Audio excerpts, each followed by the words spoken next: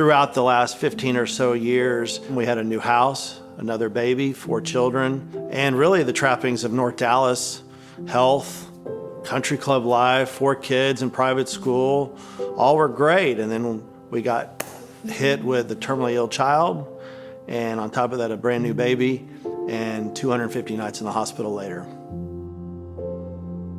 When you're brought to your knees with a sick child, the stress continued to build, the cortisol continued to build, and it was affecting our health, my wife's health, my health, and it was affecting our family. After Connor passed, were actually harder years on myself and my wife than the prior years when Connor was ill. I felt aimless, I was grieving, I should have been in more counseling, and the stress continued to build and to continue to build. And it felt like an 18-wheeler on the back of my college car, and I couldn't outrun it. It was always on me.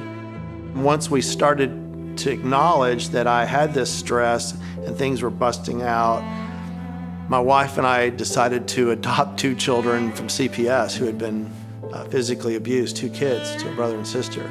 And that stress started to go up again on the back end of losing Connor.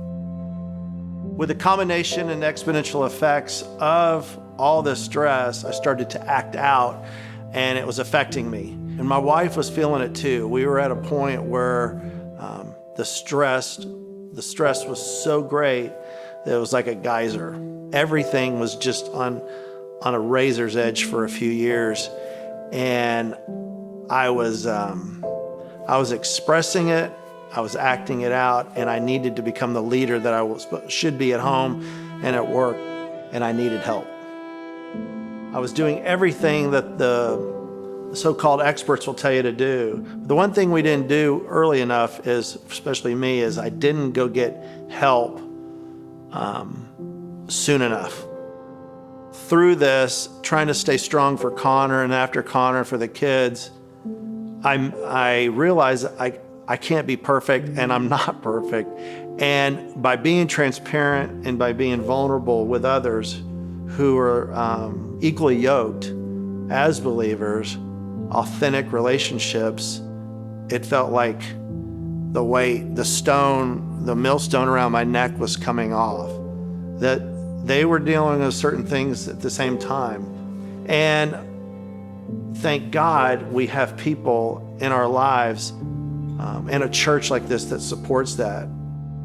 I know some of you out there right now are feeling like I was. You need to ask for help. And it's easy. Once you expose it to the light, the healing is quicker. It's a lot less painful than you think, and we're all going through it. And there's help available today at this church right now, and it's easier and it's less painful than you would expect, and the healing begins when you expose it to the light.